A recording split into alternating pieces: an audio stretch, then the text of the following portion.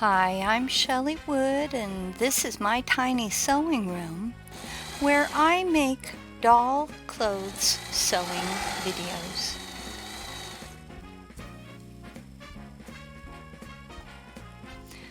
Today, I'm going to show you how to make a classic poodle skirt to fit Barbie and similar sized fashion dolls.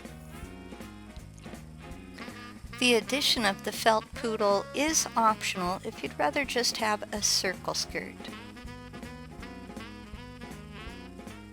Before we begin, please go to my website, chellywood.com, to download and print this free PDF sewing pattern. There's a helpful link to the pattern in the description area below.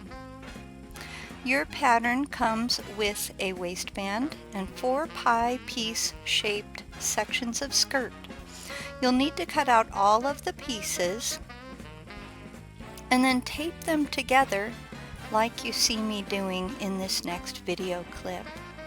So you'll notice I fold under that edge, line it up, and then tape it. Fold under, line up, and tape.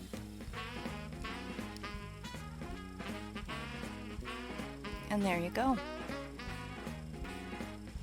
After you've taped the pattern pieces together, pin it to a swatch of fabric and cut it out. The tricky part will be cutting the center section as close to the pattern as possible. Pin and cut your waistband piece as well. We'll start by hemming your circle skirt. To create a double fold or rolled hem, just fold the rough edge of the fabric once and then a second time. Next, use a whip stitch to sew the hem. If you need help with the whip stitch, I do have a tutorial for that, and there's a link to my tutorial in the description area below.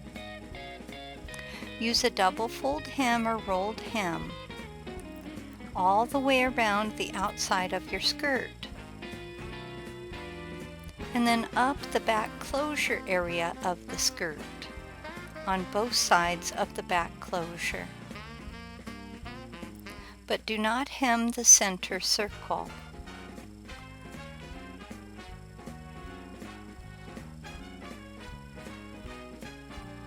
So I'm just showing this little bit of video so you can kind of see how you might continue your hem from the circle area on the outside into the back closure area. And again, I'm just using a whip stitch here. People have asked me, should I hem my circle skirt with a sewing machine? You can do that, but when it's a circle like this and it's very small, like what would fit a fashion doll, a lot of times it's going to turn out better if you do it by hand. So I'll just be honest with you.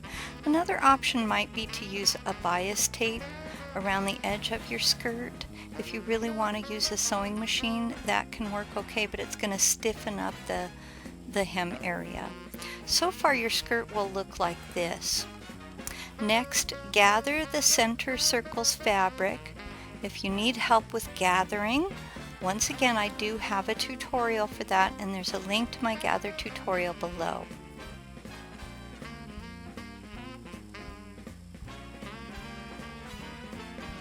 You don't want to tie off your gathers.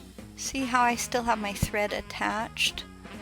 Until you have measured to make sure it's going to fit around your doll's waist. And different fashion dolls have a different waist size, so I try not to be too specific how far that should be depending on which doll you're making it for, and that gives you a little more flexibility. Once you've decided it's going to overlap a little bit, which is what you want for the back closure there in that back area, then you can tie off your gather threads. And that's what I'm doing here. If you're not good at hand stitching, I do have tutorials how to thread the needle, how to tie a knot with a needle and thread, and again, you can usually find some of those. If not in the description below, then on the same page where you'll get your pattern on my website. Adjust your gathers to make them even out a little bit. Place the waistband against the gathers with right sides together if you're using a fabric in which that would matter. And pin the waistband to the gathered fabric, leaving a slight overhang of unpinned waistband about 1/2 inch on either side.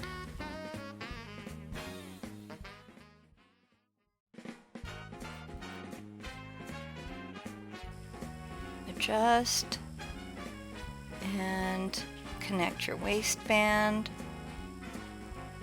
So I'm just lining it up. How do I want it to look?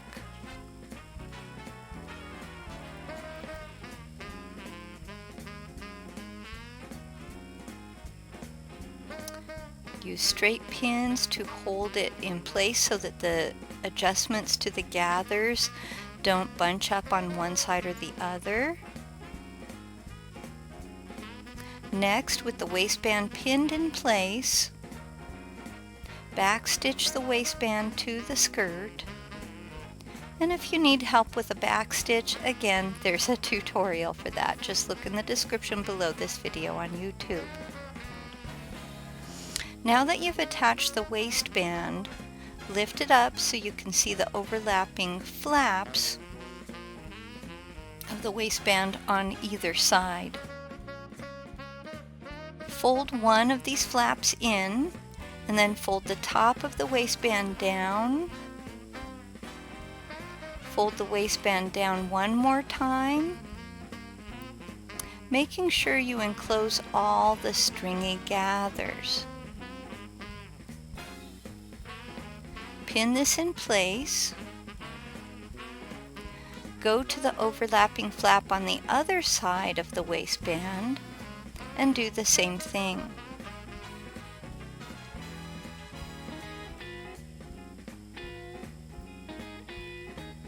With these two pins in place, pin the rest of the waistband down, again making sure you hide your raw fabric edges on the inside of the waistband. Okay, so you can see what I'm talking about. Here's a fast motion.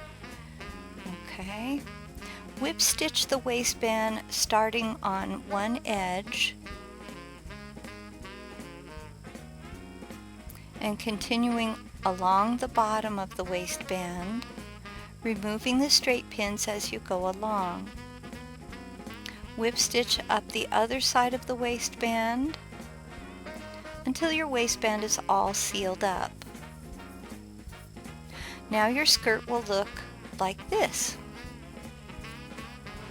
If you lay it out like a circle, the gathers will make it a little bit rumpled. Cut a small rectangle of Velcro to attach at the back of the waistband. I used a sewing machine for this, but you could sew them by hand as well. Attach Velcro to the inside of one side and the outside of the other side of the waistband. It's also possible to use a snap to fasten the waistband. Next, measure and cut a strip of Velcro a scant 1 centimeter wide. Attach the Velcro on the outside of one of the back closure areas and the inside of the other back closure area. Of course, it's optional for your circle skirt, but to make the poodle, use my poodle pattern to cut a poodle from felt. Lay your skirt out flat pinning your poodle on the skirt at about 5 o'clock. Once it's pinned in place, try it on a doll to see if you like the position of the poodle. Then begin to whip stitch around the edges, removing the straight pins as you go. Of course, if you didn't like where it's positioned, you should definitely remove it and start over before you get to the stitching. Okay, there's my poodle.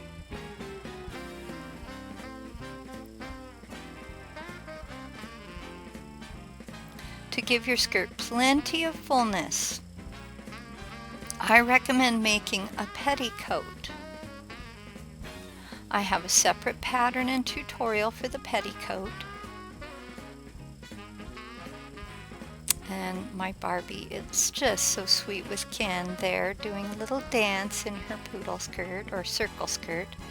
So please remember to visit chellywood.com for your free printable PDF sewing patterns for making doll clothes to fit dolls of many shapes and all different sizes. So sweet.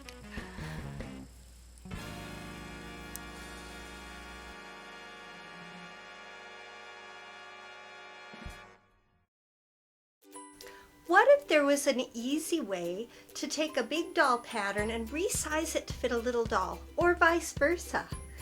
I'm Chelly Wood, the doll clothing designer, and in my pattern alteration class, I'm going to share with you my resizing formula. Pattern alteration is when you take a pattern that you already own and you make changes to it. Let's say a dress doesn't fit your doll quite right. I'll show you how to create a gusset to extend the dress's bodice. Along the same lines, I'll show you how to use a doll's body measurements to lengthen and shorten shirt sleeves, and to recreate the pants patterns you already own so they will fit dolls of different shapes and sizes. Following my instructions, you'll learn how to reshape dresses and skirts, making them fuller or less full depending on the look you're going for. With this collection of more than 40 videos, you'll use my measurement guide and dozens of tips and tricks to create a full wardrobe for the doll or dolls of your choice. I invite you to join me. We are going to have so much fun.